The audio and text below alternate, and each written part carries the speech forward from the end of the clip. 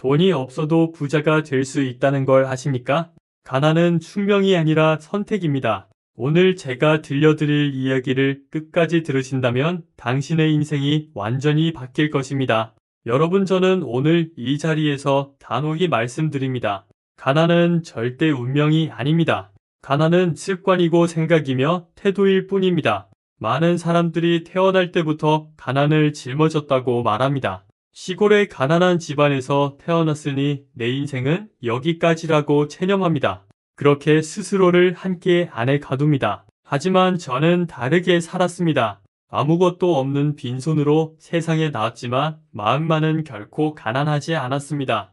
제 어린 시절을 떠올려 봅니다. 소년 시절 집안 형편이 너무 어려워 중학교도 다니지 못했습니다. 하루하루 먹고 사는 것조차 힘겨운 시절이었습니다. 그러나 저는 결코 제 상황을 탓하지 않았습니다. 늘 스스로에게 이렇게 말했습니다. 나는 가난하지만 가난을 내 운명으로 만들지는 않겠다고 말입니다. 언젠가 반드시 큰 일을 이룰 것이라고 다짐했습니다. 여러분, 이것이 첫 번째 황금 규칙입니다. 가난을 운명으로 여기지 마십시오. 가난은 출발점일 뿐 결코 종착점이 아닙니다. 어릴 때 소를 팔러 가던 일을 잊을 수 없습니다. 집안에 남은 마지막 재산이던 소 한 마리를 몰고 서울로 향했습니다. 시골길은 먼지투성이었고 발바닥은 금세 아파왔습니다. 그러나 저는 멈추지 않았습니다. 소를 팔아 얻은 돈으로 새로운 길을 열 수 있다는 확신이 있었기 때문입니다. 그날의 기억은 제 인생의 상징이 되었습니다. 사람들은 저를 보고 저 소녀는 소를 팔러 갔다가 현대를 사왔다고 말했습니다.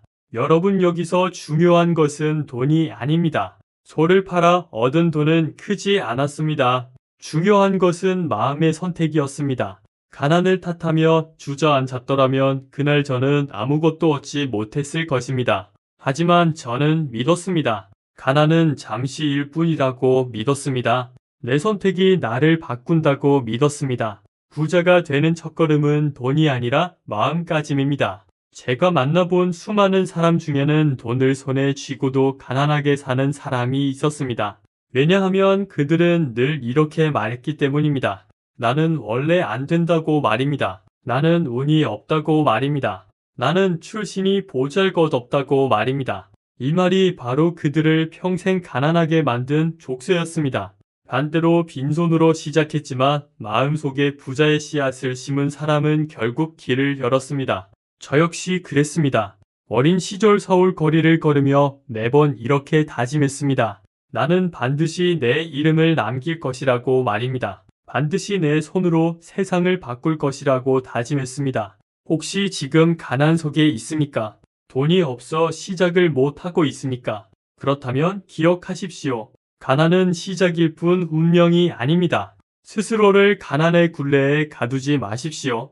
가난한 생각이야말로 가장 위험한 가난입니다. 제가 젊었을 때 주변 사람들은 종종 저를 비웃었습니다. 정주영, 너 같은 가난뱅이가 뭘 할 수 있겠냐고 말입니다. 서울에는 너보다 똑똑하고 부유한 사람들이 수두룩하다고 말입니다. 그 말이 제 귀에 들어왔을 때 저는 분노했습니다. 그러나 그 분노를 원망으로 쓰지 않았습니다. 저는 결심했습니다. 그래, 나는 지금 아무것도 없지만 끝까지 해낼 것이라고 말입니다. 나를 비웃는 그들의 이름은 사라지겠지만 나의 이름은 남을 것이라고 다짐했습니다. 이것이 바로 첫 번째 황금 규칙의 핵심입니다. 가난을 운명으로 받아들이는 순간 인생은 멈춥니다. 그러나 가난을 도전의 출발점으로 삼는 순간 인생은 달라집니다. 지금도 기억합니다. 서울의 허름한 여인숙에서 하루를 버티던 시절을 말입니다. 곰팡이 냄새가 코를 찔렀고 밤에는 배고픔 때문에 잠을 이루지 못했습니다. 그러나 그 속에서도 저는 종이와 연필로 제 꿈을 적었습니다. 나는 반드시 큰 회사를 세울 것이라고 적었습니다. 반드시 세상에 없는 것을 만들어낼 것이라고 적었습니다. 그것은 허황된 꿈이 아니라 저를 앞으로 밀어붙이는 힘이었습니다. 가난은 두렵지 않습니다. 두려운 것은 가난을 당연하게 여기는 마음입니다. 제 인생의 모든 시작은 가난에서 비롯되었습니다. 그러나 저는 그 가난을 제 삶의 연료로 삼았습니다. 만약 제가 나는 가난해서 안 된다고 했다면 오늘의 현대는 존재하지 않았을 것입니다. 여러분 스스로에게 물어보십시오. 나는 지금 가난을 운명으로 받아들이고 있는가? 묻십시오. 아니면 그것을 뛰어넘을 출발점으로 삼고 있는가? 묻십시오. 그 질문이 당신의 미래를 가릅니다. 첫 번째, 황금 규칙을 다시 강조하겠습니다. 가난을 운명으로 여기지 마십시오. 그것은 당신의 선택일 뿐입니다. 오늘의 선택이 내일의 부를 결정합니다. 이제 두 번째 황금 규칙을 말씀드리겠습니다. 그것은 부자의 길을 향해 반드시 필요한 것입니다. 바로 목표를 분명히 세우는 습관입니다. 저는 평생을 살면서 한 가지 진실을 깨달았습니다. 목표 없는 하루는 모래알처럼 흩어진다는 것입니다. 목표 있는 하루는 칼날처럼 집중된다는 사실입니다. 많은 사람들이 가난 속에서 허우적거리는 이유는 능력이 부족해서가 아닙니다. 목표가 없기 때문입니다. 목표 없는 삶은 폭풍 속의 작은 배와 같습니다. 바람이 불면 그저 떠밀려가고 파도가 치면 뒤집어질 뿐입니다. 그러나 목표가 있는 사람은 바람을 맞아도 방향을 바꾸지 않습니다. 파도가 와도 끝까지 타지킵니다. 저는 젊은 시절 매일 아침 제게 스스로 물었습니다. 오늘 반드시 이뤄야 할 한 가지는 무엇인가 물었습니다. 그 답을 종이에 적고 그 하루를 살았습니다. 어떤 날은 단순히 현장에 도착해 인부들과 같은 밥을 먹는 것이 목표였습니다. 어떤 날은 은행에 가서 대출을 얻어내는 것이 목표였습니다. 어떤 날은 고객과의 약속을 반드시 지키는 것이 목표였습니다. 목표는 거창할 필요가 없었습니다. 단순하지만 분명했습니다. 제가 현대를 세울 수 있었던 것도 바로 이 단순한 습관 덕분이었습니다.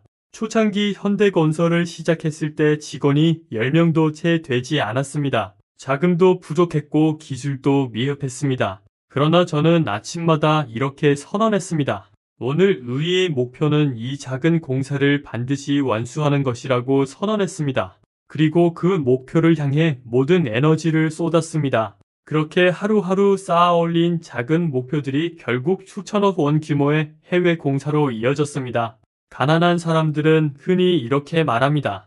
돈만 있으면 뭘 못하겠냐고 말입니다. 그러나 부자는 다르게 말합니다. 분명한 목표가 있어야 돈이 찾아온다고 말합니다. 돈은 목표 없는 자에게 가지 않습니다.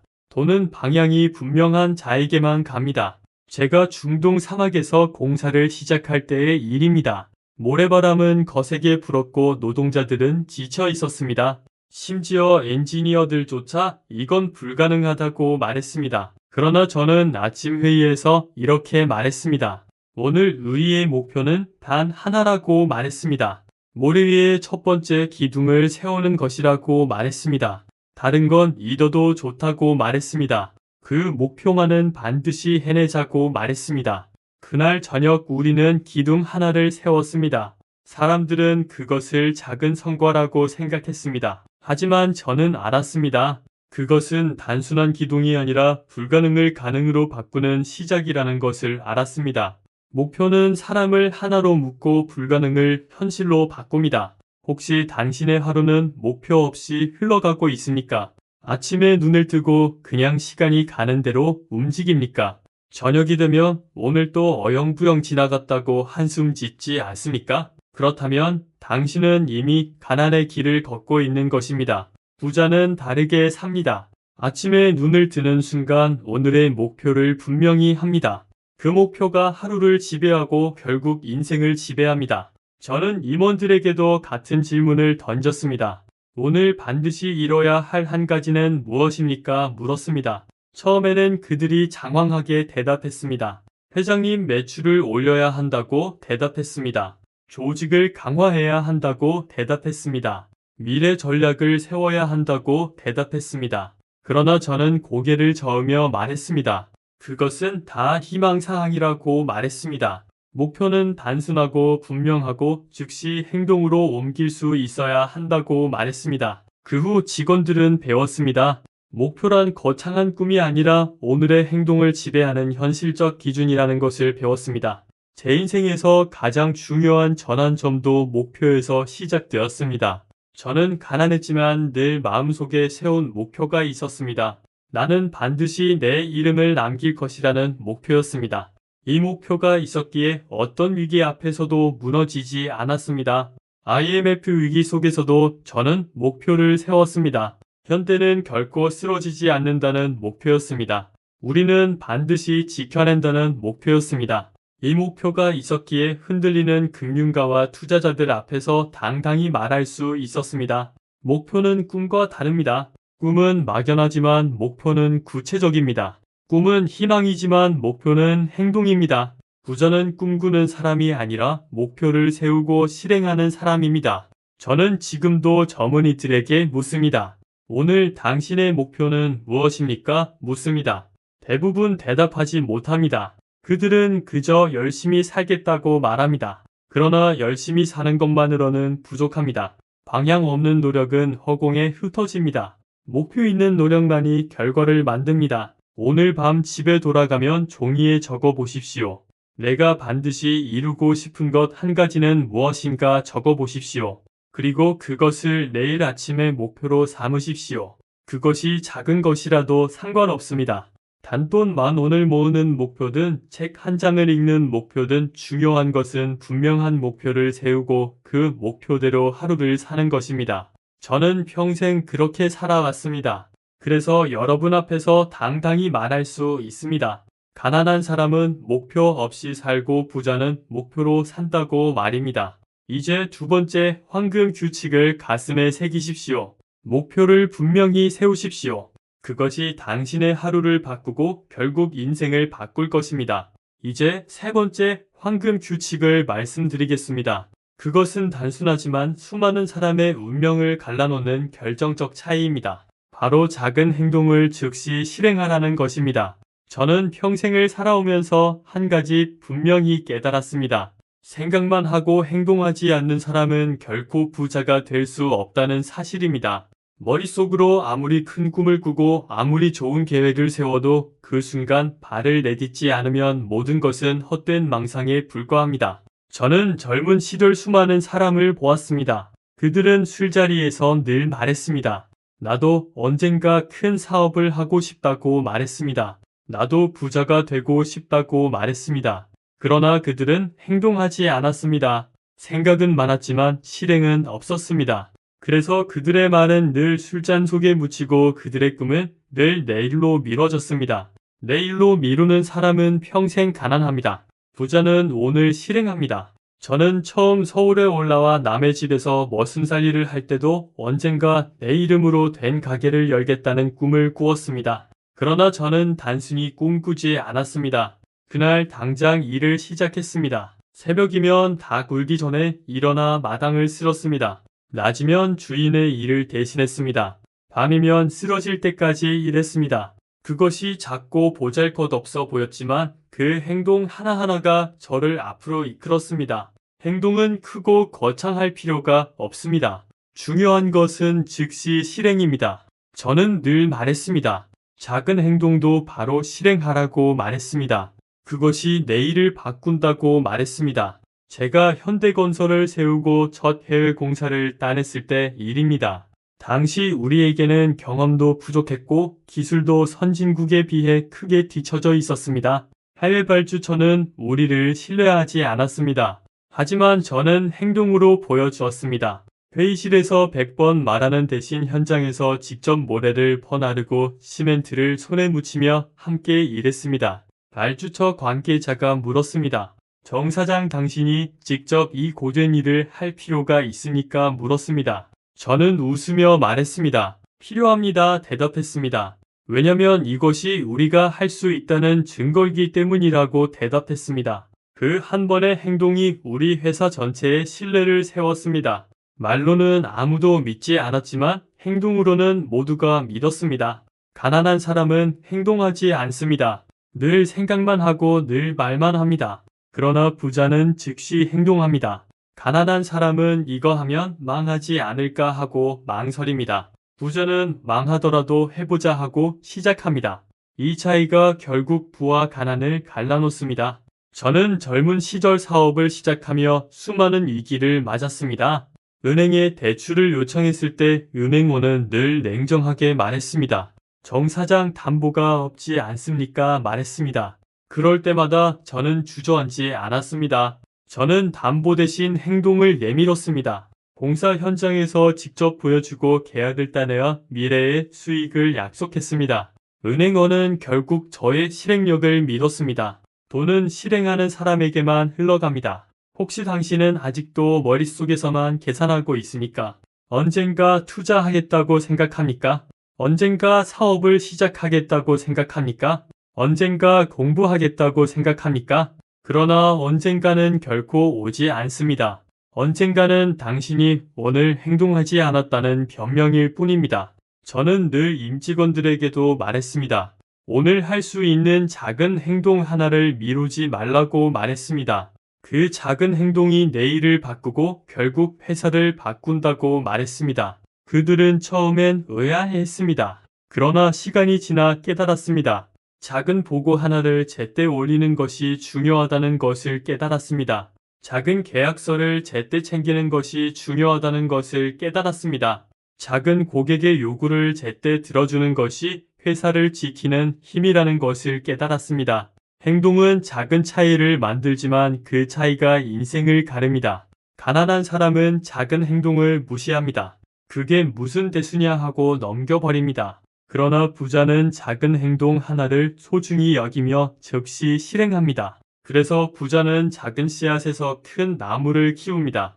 가난한 사람은 씨앗조차 뿌리지 못합니다. 제가 중동에서 공사를 할 때 어느 날 갑자기 장비가 멈추는 사고가 났습니다. 기술자들은 고개를 저었습니다. 부품을 구하려면 한 달은 걸린다고 말했습니다. 그러나 저는 기다릴 수 없었습니다. 그 한 달은 곧 계약 파기와 회사의 몰락을 의미했기 때문입니다. 그래서 저는 즉시 행동했습니다. 밤새도록 철공소를 찾아다니며 대체 부품을 만들었습니다. 직원들과 함께 손수 장비를 고쳤습니다. 그 결과 우리는 하루 만에 공사를 다시 시작할 수 있었습니다. 그때 발주처가 놀라 말했습니다. 어떻게 이렇게 빠르게 대응할 수 있습니까? 물었습니다. 저는 대답했습니다. 생각보다 행동이 앞서기 때문이라고 대답했습니다. 그 순간 저는 확신했습니다. 행동이야말로 신뢰를 낳고 신뢰가 돈을 끌어온다는 사실을 확신했습니다. 오늘 이 자리에 앉아있는 당신에게 묻습니다. 당신은 지금 당장 무엇을 실행할 수 있습니까? 책 한 장을 펴는 것일 수도 있습니다. 은행의 계좌를 열러가는 것일 수도 있습니다. 아주 작은 행동일 수 있습니다. 그러나 그 작은 행동이 바로 당신을 가난에서 부자로 이끄는 첫걸음입니다. 저는 가난 속에서 시작했지만 매일 작은 행동을 멈추지 않았습니다. 그것이 결국 현대를 만들었습니다. 그러므로 여러분도 오늘 이 순간 마음속에 있는 생각을 행동으로 옮기십시오. 미루지 말고 당장 하십시오. 세 번째, 황금 규칙은 분명합니다. 작은 행동을 즉시 실행하라는 것입니다. 그것이 쌓여 거대한 부를 이루고 당신의 인생을 바꿀 것입니다. 이제 네 번째 황금 규칙으로 넘어가겠습니다. 그것은 수많은 사람을 성공과 실패의 갈림길에 세운 결정적 요소입니다. 바로 시간을 어떻게 다루느냐에 관한 것입니다. 네 번째 황금 규칙은 시간을 돈보다 귀하게 다루라는 것입니다. 저는 평생을 살며 뼈저리게 깨달았습니다. 돈은 잃어도 다시 벌 수 있습니다. 그러나 한번 지나간 시간은 다시는 돌아오지 않습니다. 그렇기에 부자가 되고자 한다면 무엇보다 시간을 다루는 법부터 배워야 합니다. 저는 젊었을 때부터 시간을 헛되이 쓰지 않았습니다. 남들이 낮잠을 잘 때 저는 발품을 팔았습니다. 남들이 술자리를 즐길 때 저는 다음 날 할 일을 준비했습니다. 남들이 세월을 이야기할 때 저는 그 세월을 땀으로 채웠습니다. 이것이 가난한 사람과 부자의 차이입니다. 가난한 사람은 시간을 무한히 있다고 생각하고 낭비합니다. 그러나 부자는 시간이 유한하다는 사실을 알기에 분단위로 아낍니다. 제가 아직 작은 회사를 운영하던 시절 한 번은 해외 고객과의 중요한 미팅이 있었습니다. 상대방은 일본의 엔지니어와 투자자들이었습니다. 시간 약속을 철저히 지키는 사람들이었습니다. 저는 그날 약속 장소에 무려 30분 먼저 도착했습니다. 그런데 상대방이 예상보다 더 일찍 와 있었습니다.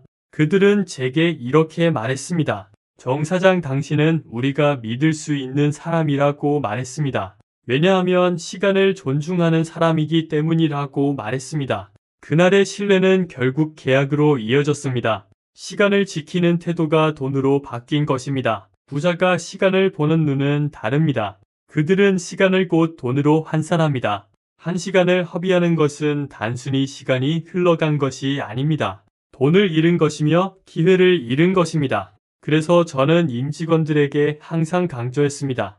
회의는 짧게, 행동은 길게 하라고 강조했습니다. 시간을 잡아먹는 쓸데없는 말은 버리라고 강조했습니다. 시간을 살리는 행동만 남기라고 강조했습니다. 제가 해외 현장에서 공사를 지휘할 때 어떤 직원은 늘 보고를 미루었습니다. 사장님, 내일 드리겠다고 말했습니다. 그러나 저는 단호히 말했습니다. 아니, 지금 가져오라고 말했습니다. 오늘 해야 할 일을 내일로 미루며 내일은 이미 늦다고 말했습니다. 결국 그는 배웠습니다. 시간 관리란 단순히 시계를 보는 것이 아니라 인생을 운영하는 법이라는 것을 배웠습니다. 혹시 당신도 시간을 적으로 두고 있지 않습니까? 하루를 무의미하게 보내고 내일부터 하겠다고 미루고 있지 않습니까? 가난한 사람은 내일도 있다고 믿습니다. 그러나 부자는 오늘이 마지막이라고 생각하며 삽니다. 그 차이가 결국 운명을 갈라놓습니다. 저는 한 번은 이런 경험도 있었습니다. 중동 사막에서 공사를 하던 시절 발주처가 갑자기 일정을 앞당기겠다고 통보해왔습니다. 공기를 맞추지 못하면 막대한 벌금을 물어야 했습니다. 현장은 혼란에 빠졌습니다. 많은 직원들이 불가능하다고 말했습니다. 그러나 저는 그때 결심했습니다. 시간을 내 편으로 만들어야 한다고 결심했습니다. 그래서 우리는 24시간 교대 근무를 도입했습니다. 낮에는 낮팀이, 밤에는 밤팀이 공사를 이어갔습니다. 잠을 줄이고 효율을 높이고 쓸데없는 절차를 줄였습니다. 그 결과 우리는 오히려 정해진 기일보다 일찍 완공할 수 있었습니다. 발주처가 놀라며 말했습니다. 정 사장, 어떻게 이런 기적을 만들 수 있었습니까? 물었습니다. 저는 대답했습니다. 시간을 관리한 것이 아니라 시간을 지배했기 때문이라고 대답했습니다. 그 순간 저는 확신했습니다. 시간은 단순히 흐르는 것이 아니라 움켜쥐고 다스릴 수 있는 자원이라는 사실을 확신했습니다. 가난한 사람의 특징은 시간을 공짜로 생각한다는 것입니다. 텔레비전 앞에서 몇 시간을 보내도 아무렇지 않습니다. 필요 없는 잡담에 하루를 다 써도 아까워하지 않습니다. 그러나 부자는 다릅니다. 10분도 헛되이 쓰지 않습니다. 10분 동안 책을 읽습니다. 10분 동안 새로운 아이디어를 적습니다. 10분 동안 고객에게 전화를 걸며 기회를 만듭니다. 그 작은 시간 관리가 결국 거대한 차이를 만듭니다. 저는 임직원들에게 이런 말을 한 적이 있습니다. 우리가 가진 자산은 돈이 아니라 시간이라고 말했습니다. 돈은 잃어도 다시 벌 수 있다고 말했습니다. 그러나 오늘 하루는 절대 다시 돌아오지 않는다고 말했습니다. 그러니 오늘 하루를 붙잡으라고 말했습니다. 그들은 처음엔 이해하지 못했지만 시간이 흐르며 깨달았습니다. 결국 돈을 움직이는 힘은 시간 관리에 있다는 것을 깨달았습니다. 지금 당신의 시간을 어떻게 쓰고 있습니까? 하루를 계획 없이 흘려보내고 있습니까? 아니면 분단위로 쪼개 집중하고 있습니까? 이 차이가 당신을 가난하게 만들 수도 있고 부자로 만들 수도 있습니다. 저는 늘 제 젊은 시절을 떠올립니다. 남들이 1시간 일할 때 저는 2시간을 일했습니다. 남들이 2시간을 일할 때 저는 3시간을 일했습니다. 그것이 저를 여기까지 이끌었습니다. 제가 특별해서가 아닙니다. 단지 시간을 헛되이 쓰지 않았기 때문입니다. 네 번째, 황금 규칙은 분명합니다. 시간을 돈보다 귀하게 다루십시오. 시간을 지배하는 자가 결국 부를 지배합니다. 이제 5번째 황금 규칙으로 넘어가겠습니다. 그것은 많은 사람의 운명을 결정지은 그러나 쉽게 간과되는 요소입니다. 바로 사람을 어떻게 선택하느냐에 관한 것입니다. 5번째 황금 규칙은 함께 할 사람을 올바르게 선택하라는 것입니다. 돈을 버는 일은 혼자의 힘으로 되는 것이 아닙니다. 제가 걸어온 길을 돌아보면 언제나 옆에 누가 있었는지가 저의 성패를 갈랐습니다. 저는 어릴 때부터 사람을 보는 눈을 기르는 것이 얼마나 중요한지 배웠습니다. 가난한 사람들의 공통점은 늘 자기보다 더 게으르고 더 불평이 많은 사람들과 어울린다는 것입니다. 왜냐면 그게 편하기 때문입니다. 그러나 편안한 길은 성장의 길이 아닙니다. 반대로 부자는 자신보다 더 큰 꿈을 꾸는 사람과 함께합니다. 자신보다 더 열심히 사는 사람과 함께합니다. 그것이 곧 자신을 끌어올리는 길이기 때문입니다. 제가 회사를 키우는 과정에서 수많은 협력자와 직원을 만났습니다. 한 번은 은행에서 대출을 받으려고 찾아갔습니다. 은행원 한 명은 제 사업을 비웃으며 말했습니다. 정 사장, 이 일은 무모하다고 말했습니다. 큰 회사들도 손대지 않는 분야인데 어떻게 하시겠냐고 말했습니다. 그의 눈빛은 차가웠습니다. 그 순간 저는 깨달았습니다. 이런 사람은 내 곁에 두면 안 된다는 것을 깨달았습니다. 왜냐하면 그는 현실만 보고 가능성은 보지 못했기 때문입니다. 반면에 다른 한 은행원은 제 이야기를 끝까지 듣고 나서 이렇게 말했습니다. 정 사장, 당신은 확실히 무모하다고 말했습니다. 그러나 무모함 속에 가능성이 있다고 말했습니다. 내가 믿어드리겠다고 말했습니다. 그의 한마디가 제 사업을 살렸습니다. 그리고 그와의 인연은 이후에도 이어져 많은 위기에서 서로를 믿고 함께 나아갈 수 있었습니다. 사람은 단순히 만나는 존재가 아니라 당신의 운명을 함께 만드는 존재입니다. 가난하게 사는 사람들의 특징이 있습니다. 늘 불평하는 사람과 함께 한다는 것입니다. 늘 핑계만 대는 사람과 함께 한다는 것입니다. 늘 실패를 운명이라 말하는 사람과 함께 한다는 것입니다. 그런 사람들과 오래 어울리면 결국 본인도 같은 운명을 맞이하게 됩니다. 그 반대로 부자는 자신에게 도전하는 사람과 함께합니다. 가능성을 이야기하는 사람과 함께합니다. 어려움 속에서도 길을 찾는 사람과 함께합니다. 그것이 곧 성공으로 향하는 문입니다. 제가 중동 사막에서 공사를 맡았을 때도 그랬습니다. 그곳은 낯선 땅이었습니다. 더위와 모래폭풍, 언어와 문화 차이가 우리를 시험했습니다. 많은 직원들이 두려움에 사로잡혔습니다. 그러나 저는 단호히 말했습니다. 우리가 서로 믿지 않으면 아무것도 할 수 없다고 말했습니다. 이 사막은 우리를 쓰러뜨릴 수 없다고 말했습니다. 우리가 쓰러진다면 그것은 우리 스스로가 서로를 믿지 않았기 때문일 것이라고 말했습니다. 그때부터 저는 사람을 선택하는 것이 단순히 능력을 보는 것이 아니라는 것을 알았습니다. 함께 끝까지 갈 수 있는 마음을 가진 자를 찾는 일이라는 것을 알았습니다.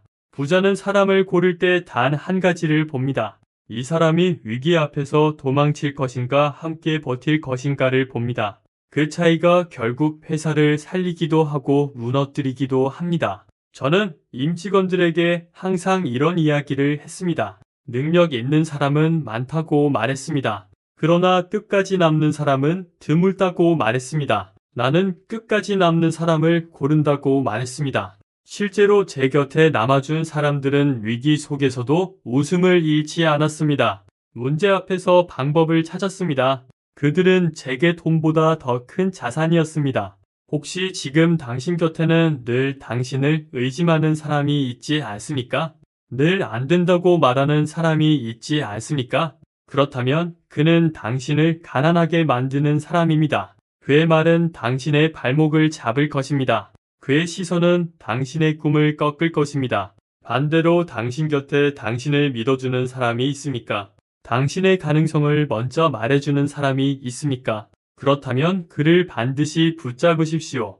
그는 당신의 미래를 열어줄 사람입니다. 저는 해외 출장에서 수많은 외국인 사업가들을 만났습니다. 그들 중 일부는 저를 동등한 파트너로 존중했습니다. 또 어떤 이들은 한국인 기업이 뭘 할 수 있겠냐며 무시했습니다. 저는 그럴 때마다 선택했습니다. 저를 무시하는 사람과는 거래하지 않았습니다. 그들과 시간을 낭비하지 않았습니다. 저는 저를 존중하는 사람과만 손을 잡았습니다. 저를 동등하게 인정하는 사람과만 손을 잡았습니다. 그 선택이 결국 현대를 세계적인 기업으로 키운 힘이 되었습니다. 다섯 번째, 황금 규칙은 분명합니다. 사람을 올바르게 선택하십시오. 돈은 사람을 따라오지만 사람은 돈을 따라오지 않습니다. 사람을 잘못 선택하면 돈은 반드시 사라집니다. 그러나 사람을 잘 선택하면 돈은 반드시 따라옵니다. 저는 오늘도 여러분께 묻고 싶습니다. 지금 당신 곁에 있는 사람은 누구입니까? 그들이 당신을 앞으로 이끌고 있습니까? 아니면 뒤로 끌어내리고 있습니까?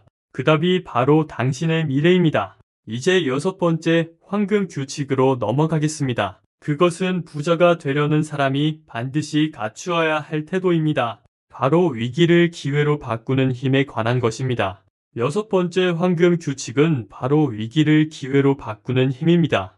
저는 제 인생을 돌아볼 때마다 위기가 끊임없이 찾아왔음을 기억합니다. 그러나 그 위기 속에서 저는 늘 길을 찾았습니다. 길이 없을 때 길을 만들었습니다. 벽이 있을 때 벽을 넘어섰습니다. 그것이 바로 제가 부자로 살아남을 수 있었던 이유입니다. 한 번은 이런 일이 있었습니다. 1970년대 저는 조선건설에 뛰어들었습니다. 많은 사람들이 저를 미쳤다고 했습니다. 한국은 아직 배 한 척 제대로 만들지 못하는 나라였습니다.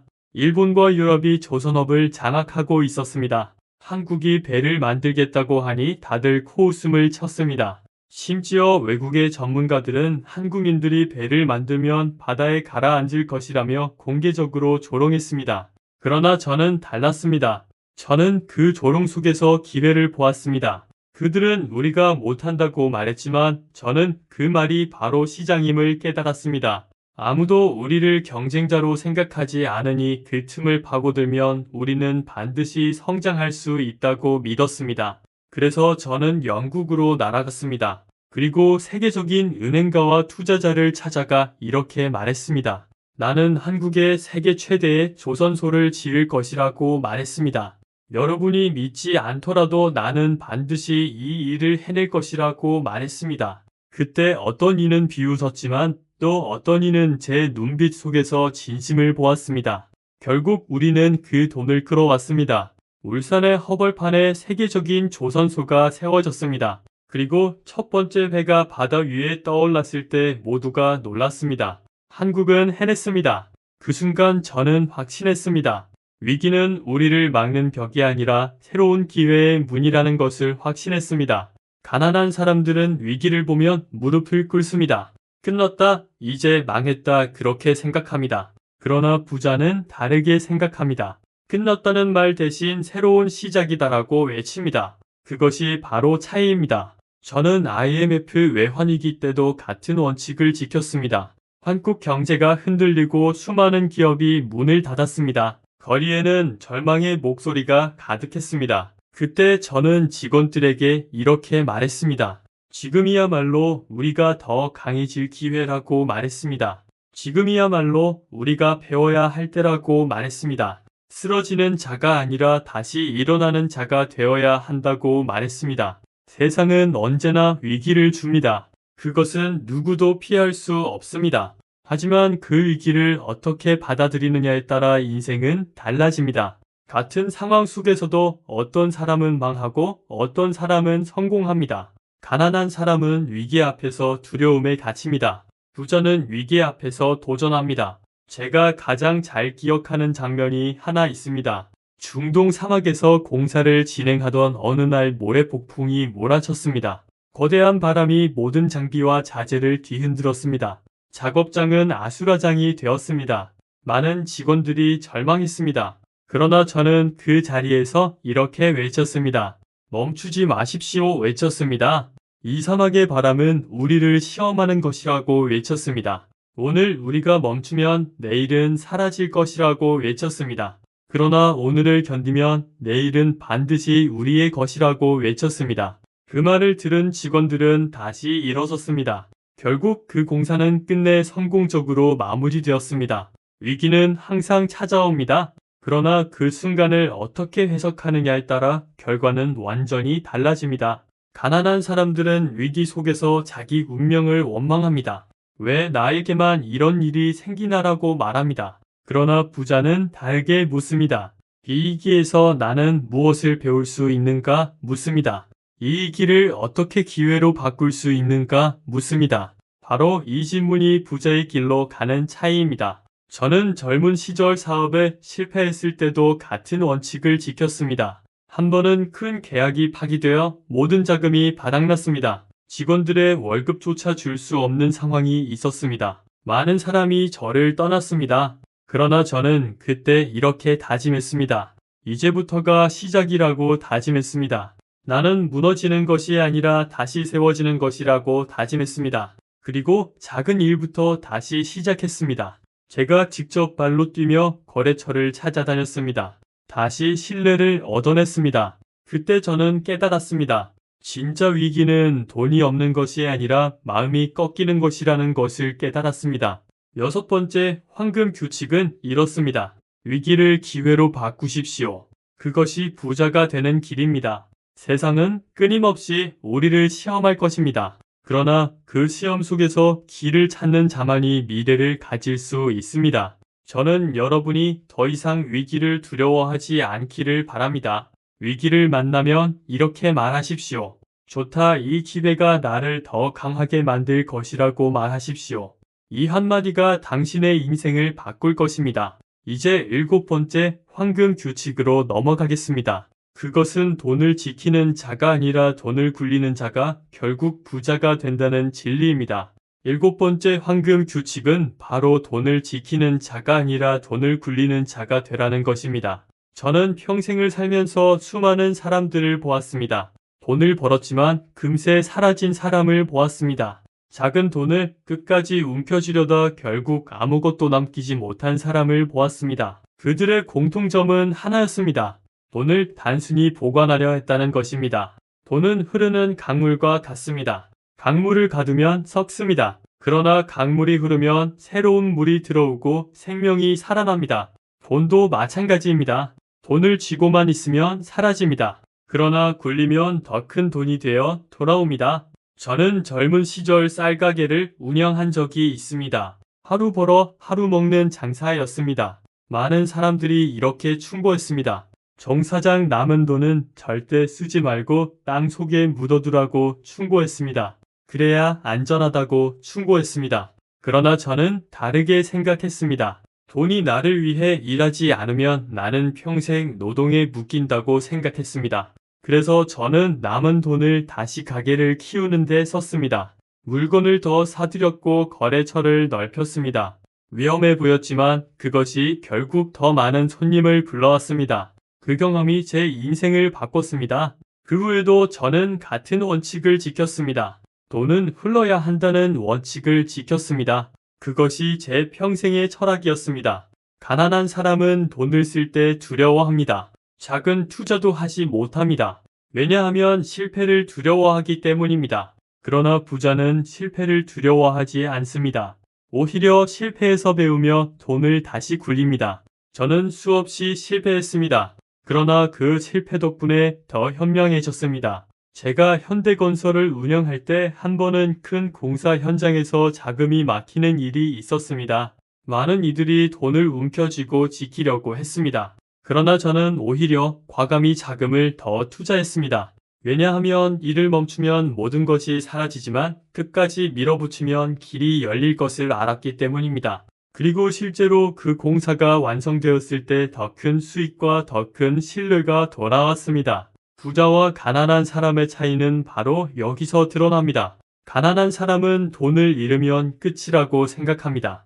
그러나 부자는 돈은 흘러야 다시 온다고 생각합니다. 그 믿음이 부자를 만듭니다. 저는 늘 직원들에게 말했습니다. 돈을 벌었다고 해서 만족하지 말라고 말했습니다. 그 돈이 어디로 가는지를 살피라고 말했습니다. 돈은 사람과 같다고 말했습니다. 머물 곳이 없으면 떠난다고 말했습니다. 그러나 머물 곳을 만들어주면 더 큰 힘이 되어 돌아온다고 말했습니다. 한 번은 해외 고객과의 미팅에서 이런 대화가 있었습니다. 고객이 제게 물었습니다. 정 회장, 왜 그렇게 무모하게 다시 돈을 투자합니까? 물었습니다. 차라리 지금 가진 것을 지키는 것이 안전하지 않습니까? 물었습니다. 저는 웃으며 대답했습니다. 지금 가진 것을 지키려 하면 결국 아무것도 지킬 수 없다고 대답했습니다.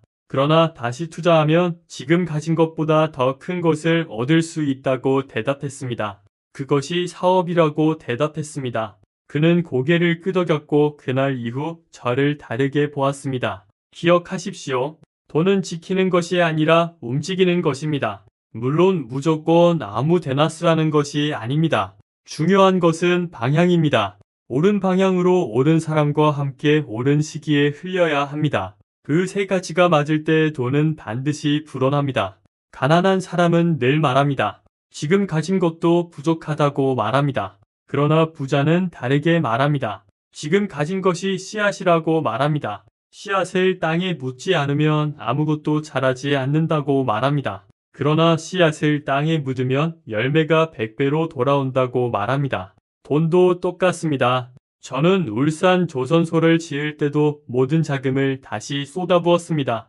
많은 사람들이 저를 말렸습니다. 이 돈으로 다른 사업을 지켜야 한다고 말렸습니다. 그러나 저는 믿었습니다. 그 투자가 미래를 열 것임을 믿었습니다. 그리고 조선소는 실제로 대한민국을 먹여 살리는 기둥이 되었습니다.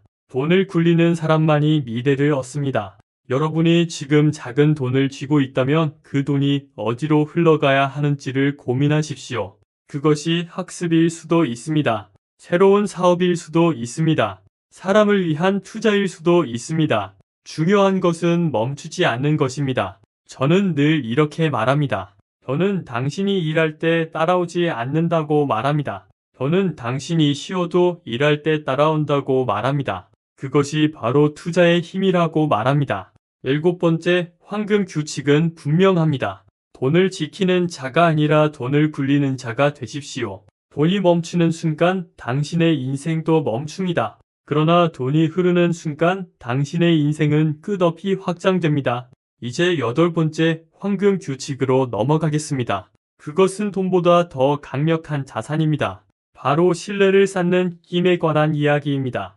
8번째 황금 규칙은 신뢰를 쌓는 힘입니다. 저는 평생을 살며 깨달았습니다. 돈은 잃어도 다시 벌 수 있지만 신뢰를 잃으면 다시는 회복하기 어렵다는 사실을 깨달았습니다. 사업이란 결국 숫자가 아니라 사람 사이에 약속 위에 서 있는 것입니다. 제가 젊은 시절 서울에서 막 건설 일을 시작했을 때 일입니다.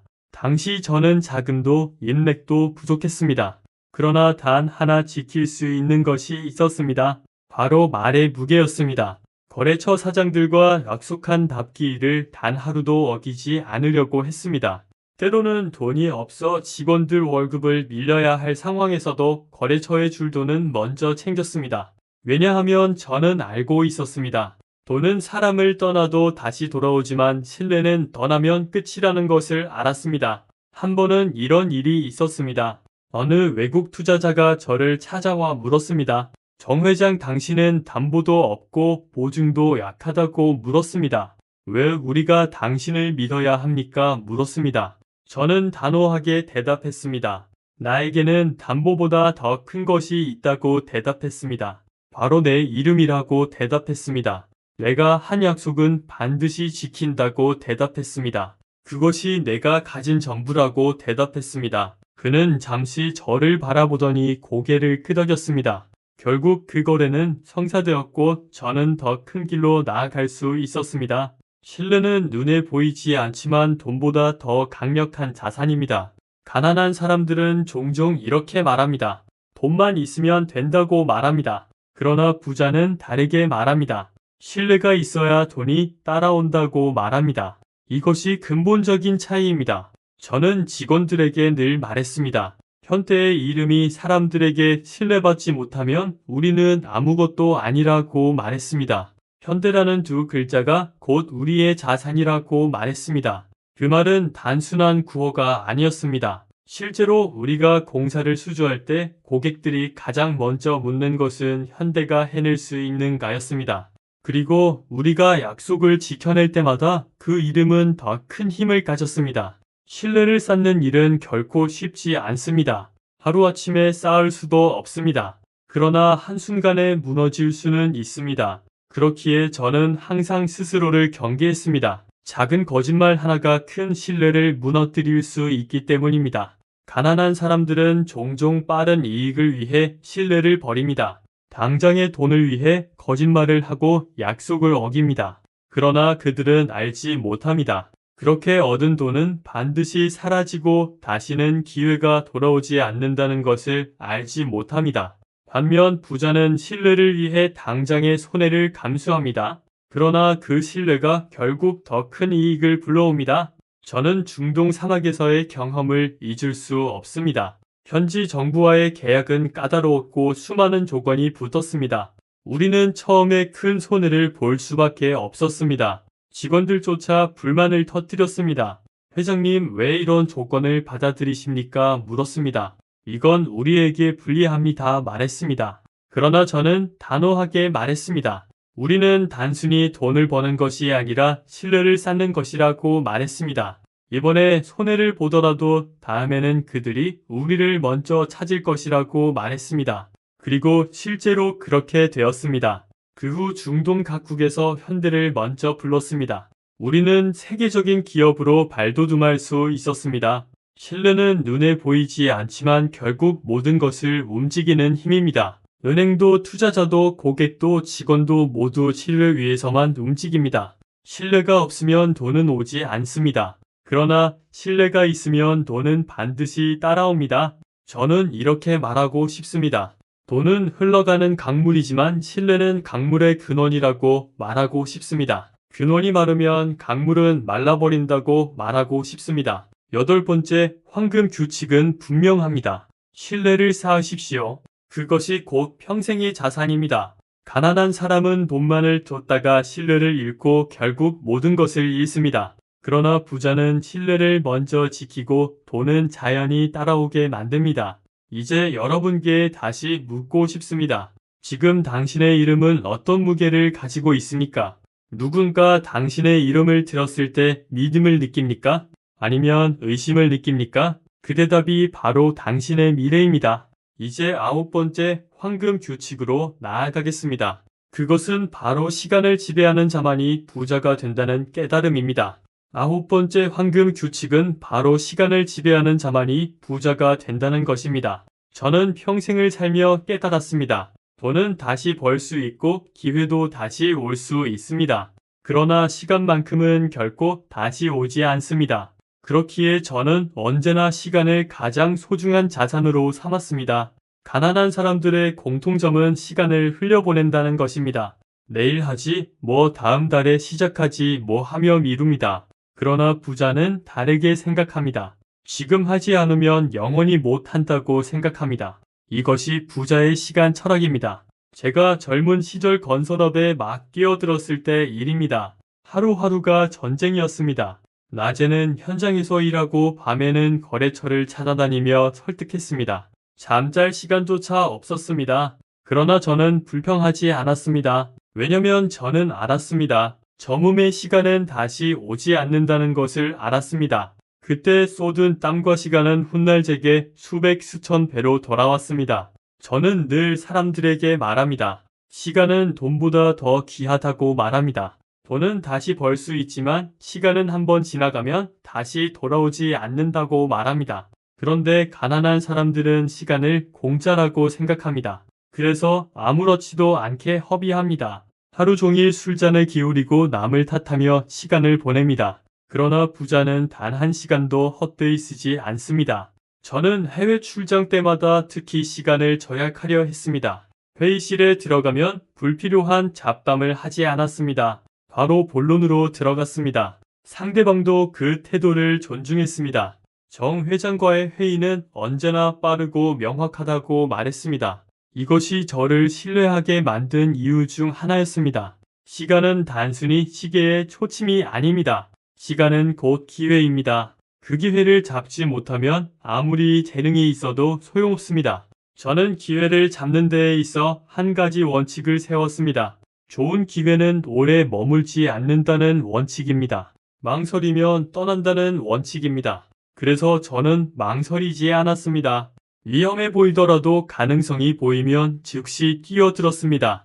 그것이 울산 조선소를 세우게 한 힘이었습니다. 많은 이들이 제게 물었습니다. 정 회장 왜 그렇게 성급하게 결정을 내립니까? 물었습니다. 조금 더 기다리면 더 좋은 조건이 올 수도 있지 않습니까? 물었습니다. 저는 단호히 말했습니다. 조건은 기다리면 올지 모르지만 기회는 기다리지 않는다고 말했습니다. 놓치면 끝이라고 말했습니다. 가난한 사람은 시간의 노예가 됩니다. 늘 누군가의 명령에 따라 움직입니다. 늘 누군가의 시간표에 맞춥니다. 그러나 부자는 시간을 지배합니다. 스스로 계획을 세우고 스스로 선택하며 스스로 주도합니다. 이것이 차이입니다. 저는 직원들에게 이런 훈련을 시켰습니다. 회의 시간은 반드시 정시에 시작하고 정시에 끝내도록 했습니다. 불필요한 말을 줄이고 핵심만 말하게 했습니다. 처음에는 다들 불편해했습니다. 그러나 시간이 지날수록 효율이 달라졌습니다. 현대는 약속을 지키는 회사라는 명성이 생겼습니다. 그 명성은 곧 신뢰로, 신뢰는 곧 돈으로 이어졌습니다. 시간을 지배한다는 것은 단순히 빠르게 일한다는 것이 아닙니다. 우선순위를 아는 것입니다. 가난한 사람들은 중요하지 않은 일에 시간을 씁니다. 그러나 부자는 반드시 중요한 일부터 처리합니다. 저는 늘 하루의 첫 시간을 가장 중요한 일에 썼습니다. 계약을 준비하거나 전략을 세우거나 사람을 만나는 데 집중했습니다. 그 작은 습관이 제 인생을 바꾸었습니다. 또 하나 기억나는 일이 있습니다. 어느 날 해외 바이어와의 미팅이 예정되어 있었는데 갑작스러운 폭우로 공항 길이 막혔습니다. 많은 이들이 오늘은 어렵다 내일로 미루자고 했습니다. 그러나 저는 택시를 세워 타고 빗속을 뚫고 어떻게든 공항에 도착했습니다. 예정된 시간보다 겨우 몇 분 늦었지만 저는 약속을 지켰습니다. 그 바이어는 감탄했습니다. 정 회장, 당신은 단순한 사업가가 아니라 약속을 지키는 사람이라고 말했습니다. 그날 체결된 계약은 현대의 미래를 크게 열어주었습니다. 그 몇 분의 시간 관리가 수십 년의 성장을 만들어낸 것입니다. 9번째, 황금 규칙은 분명합니다. 시간을 지배하십시오. 시간을 허비하는 자는 반드시 가난해집니다. 시간을 다스리는 자는 반드시 부자가 됩니다. 오늘을 미루는 순간 내일의 기회는 사라집니다. 오늘을 붙잡는 순간 내일의 성공은 당신의 것입니다. 저는 여러분이 시간을 다르게 바라보기를 바랍니다. 시간을 공짜라 여기지 마십시오. 시간을 금이라 여기지도 마십시오. 시간은 금보다 더 귀합니다. 왜냐면 금은 잃어도 찾을 수 있지만 시간은 잃으면 끝이기 때문입니다.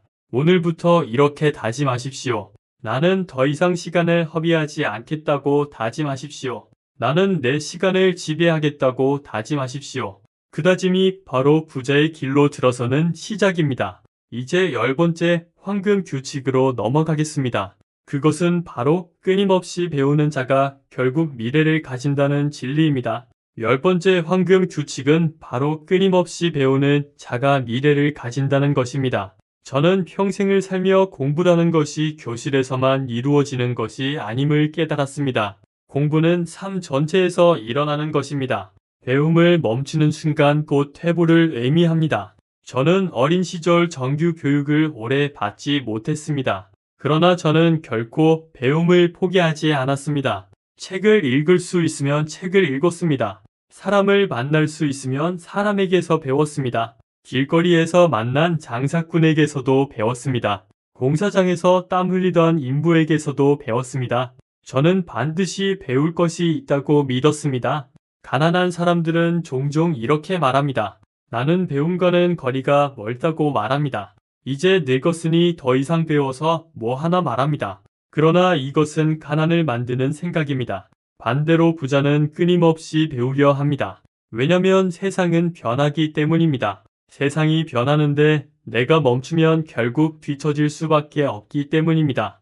제가 해외로 처음 나갔을 때 언어의 장벽은 정말 큰 어려움이었습니다. 회의에서 외국 사람들이 웃을 때 저는 무슨 말인지 몰라 그냥 따라 웃었습니다. 그때마다 속으로 다짐했습니다. 언젠가 내가 그들의 말을 이해하고 그들의 눈을 똑바로 바라보며 대답하겠다고 다짐했습니다. 그래서 저는 틈만 나면 영어를 배우려 애썼습니다. 발음이 서툴렀고 문법이 틀렸지만 포기하지 않았습니다. 그 노력 덕분에 저는 결국 세계 무대에서 당당히 제 의견을 펼칠 수 있었습니다.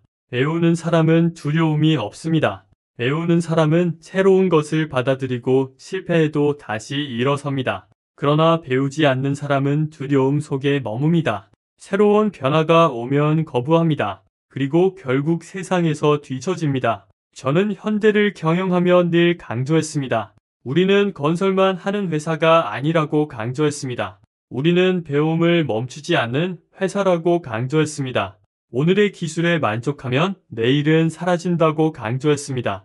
그래서 실제로 우리 회사는 늘 새로운 분야에 도전했습니다. 자동차, 조선, 전자 어디든 배울 것이 있다면 주저하지 않았습니다. 그 배움이 현대를 키웠습니다. 가난한 사람과 부자의 차이는 여기서도 드러납니다. 가난한 사람은 배우려 하지 않습니다. 시간이 아깝다고 돈이 아깝다고 말합니다. 그러나 부자는 반드시 투자합니다. 책을 사고 강연을 듣고 스승을 찾습니다. 그것이 결국 더 큰 돈과 더 큰 기회를 불러오기 때문입니다. 저는 이런 경험을 자주 했습니다. 어떤 전문의가 저를 찾아와 이렇게 물었습니다. 회장님, 어떻게 하면 성공할 수 있습니까? 물었습니다. 저는 늘 같은 대답을 했습니다. 배워라, 배움만이 너를 살린다고 대답했습니다.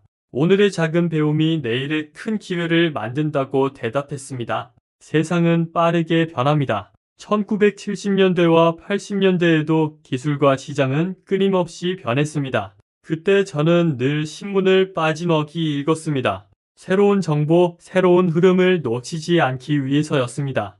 다른 사람들이 신문을 스쳐 지나갈 때 저는 신문 속에서 미래를 보았습니다.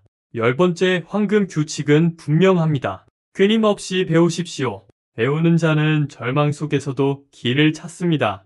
배우지 않는 자는 기회 속에서도 실패합니다. 배움은 단순한 지식이 아니라 새로운 눈을 열어주는 열쇠입니다. 저는 오늘도 여러분께 말하고 싶습니다.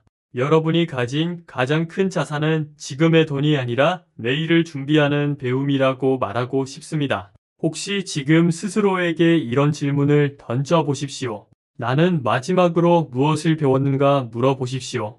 나는 지금 어떤 변화를 받아들이고 있는가 물어보십시오. 그 질문의 대답이 바로 당신의 미래입니다. 가난한 사람은 배움을 두려워하고 부자는 배움을 즐깁니다.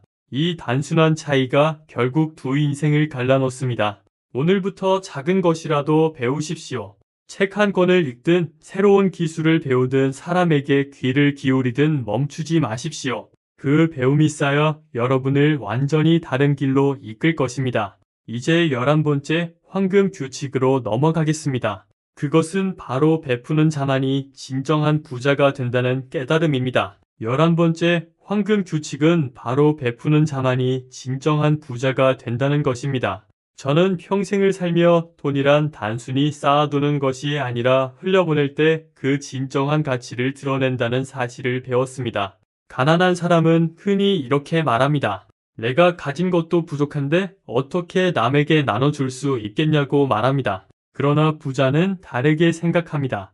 내가 가진 것 중 일부를 나누면 그것이 돌아와 더 큰 풍요가 된다고 생각합니다. 저는 어린 시절 가난했습니다. 쌀 한 대를 구하기조차 힘든 시절도 있었습니다.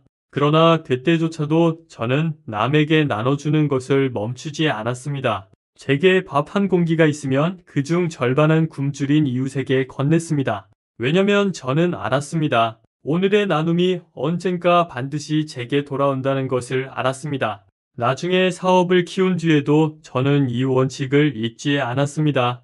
회사가 성장하면 할수록 더 많은 사람과 나누어야 한다고 믿었습니다. 임직원들의 복지를 챙기고 지역사회에 기부하고 학교를 세우고 병원을 짓는 일에 힘썼습니다. 많은 사람들이 물었습니다. 회장님, 왜 그렇게 큰 돈을 쓰십니까? 물었습니다. 차라리 그 돈으로 더 큰 사업을 하시지요 말했습니다. 그러나 저는 웃으며 대답했습니다. 사람에게 쓰는 돈이야말로 가장 큰 사업이라고 대답했습니다. 그것은 반드시 돌아온다고 대답했습니다. 제가 배운 교훈은 이것입니다. 돈은 돌고 돈다는 것입니다. 제가 남에게 베푼 돈은 사라지는 것이 아닙니다. 그것은 신뢰가 되어 돌아옵니다. 존경이 되어 돌아옵니다. 새로운 기회가 되어 돌아옵니다. 한 번은 이런 일이 있었습니다. 어느 날 작은 하청업체 사장이 저를 찾아왔습니다. 그는 울먹이며 말했습니다. 회장님, 저희 회사가 자금난으로 문을 닫게 생겼습니다. 말했습니다. 도와주실 수 없겠습니까? 말했습니다. 많은 사람들이 그를 외면했습니다. 그러나 저는 망설이지 않았습니다. 그를 돕기로 했습니다. 단순히 돈을 준 것이 아니라 새로운 계약을 주어 회사를 살렸습니다. 몇 년 뒤 그는 다시 저를 찾아와 이렇게 말했습니다. 회장님 덕분에 우리 회사는 살아났습니다. 말했습니다. 이제 저희가 현대를 위해 무엇이든 하겠습니다. 말했습니다. 그의 눈빛에는 진심이 담겨 있었습니다. 그리고 실제로 그는 이후 수많은 공사에서 성실히 우리를 도왔습니다. 그때 저는 다시 확신했습니다. 베푸는 손길이야말로 가장 강력한 투자라는 것을 확신했습니다. 가난한 사람은 베풀지 못합니다. 늘 자기만을 생각하기 때문입니다. 그러나 부자는 반드시 베풉니다. 왜냐하면 베품 속에 더 큰 길이 열리기 때문입니다. 저는 직원들에게 늘 이런 이야기를 했습니다. 우리가 번 돈은 우리만의 돈이 아니라고 말했습니다. 사회와 함께 나누어야 한다고 말했습니다. 그것이 곧 현대의 책임이라고 말했습니다. 그 말은 단순한 구호가 아니었습니다. 실제로 우리는 학교와 장학재단을 세웠습니다. 병원과 복지시설을 만들었습니다. 그 혜택을 받은 젊은이들이 성장해 다시 현대와 대한민국을 이끌었습니다. 부자가 된다는 것은 단순히 많은 돈을 가지는 것이 아닙니다. 부자가 된다는 것은 많은 사람을 도울 수 있는 능력을 갖추는 것입니다. 제가 부자가 되기를 간절히 원했던 이유도 결국 더 많은 사람을 도울 수 있기 위함이었습니다. 저는 기억합니다. IMF 외환위기 때 수많은 기업과 가정이 무너졌습니다. 그때 저는 개인 재산을 털어 나라를 돕는 데 썼습니다. 많은 사람들이 저를 비웃었습니다. 그 돈으로 본인 회사를 살리지 왜 나라를 위해 쓰냐고 비웃었습니다. 그러나 저는 단호히 말했습니다. 나라가 무너지면 내 회사도 무너진다고 말했습니다. 나라가 살아야 우리 모두가 산다고 말했습니다. 그 선택은 결국 옳았습니다. 대한민국은 다시 일어섰고 현대도 함께 성장했습니다. 이것이 바로 베품의 힘입니다. 11번째, 황금 규칙은 분명합니다. 베푸십시오. 그것이 당신을 진정한 부자로 만듭니다. 돈을 움켜쥐면 결국 사라집니다. 그러나 흘려보내면 반드시 돌아옵니다. 저는 오늘도 여러분께 묻고 싶습니다. 지금 당신이 가진 돈은 어디로 흘러가고 있습니까? 단지 당신의 주머니 속에 머물고 있습니까? 아니면 누군가의 삶을 밝히고 있습니까? 그 대답이 바로 당신의 미래를 결정합니다. 부자가 되는 길은 멀리 있는 것이 아닙니다. 작은 나눔에서 시작됩니다. 이웃을 돕고 직원과 나누고 사회에 기여하십시오. 그것이 당신을 단순한 부자가 아니라 존경받는 부자로 만들 것입니다. 이제 마지막 12번째 황금 규칙으로 나아가겠습니다. 그것은 바로 모든 규칙을 꿰뚫는 근본입니다. 절대로 포기하지 않는 끈기에 관한 것입니다. 12번째 황금 규칙은 바로 절대로 포기하지 않는 끈기입니다. 저는 평생을 돌아보며 깨달았습니다. 결국 승리하는 자와 실패하는 자를 갈라놓는 것은 능력도 자본도 운도 아닙니다. 오직 포기하지 않는 끈기입니다. 저는 수없이 실패했습니다. 어린 시절 집안은 가난했고 밥 한 끼 제대로 먹기 어려웠습니다. 장사를 하면서도 무수히 문을 닫아야 했습니다. 건설 사업에 뛰어들었을 때도 좌절은 끊임없이 찾아왔습니다. 그러나 저는 단 한 번도 그만두자라는 말을 입 밖에 내지 않았습니다. 왜냐면 저는 알았습니다. 포기하는 순간 모든 것이 끝난다는 것을 알았습니다. 가난한 사람과 부자의 차이는 여기서도 분명히 드러납니다. 가난한 사람은 조금 힘들면 멈춥니다. 실패가 오면 이건 내 운명이 아니다라며 돌아섭니다. 그러나 부자는 쓰러져도 다시 일어납니다. 10번 넘어져도 11번째에 일어섭니다. 그것이 끈기입니다. 제가 조선소를 세울 때의 일입니다. 울산의 황량한 벌판에 조선소를 짓겠다고 했을 때 모두가 저를 비웃었습니다. 한국에서 배를 만들면 바다에 가라앉을 것이라고 비웃었습니다. 외국의 전문가들이 그렇게 말했습니다. 심지어 돈을 빌려주던 은행마저 등을 돌렸습니다. 그러나 저는 포기하지 않았습니다. 은행 문을 수십 번 두드렸습니다. 투자자를 수백 번 찾아갔습니다. 거절은 수백 번 받았지만 단 한 번의 승낙을 얻기 위해 끝까지 달려갔습니다. 그리고 결국 울산 조선소는 세워졌습니다. 그것이 오늘날 한국조선업의 기적이 되었습니다. 이것이 끈기의 힘입니다. 만약 그때 제가 포기했다면 오늘의 현대도 오늘의 한국도 달라졌을 것입니다.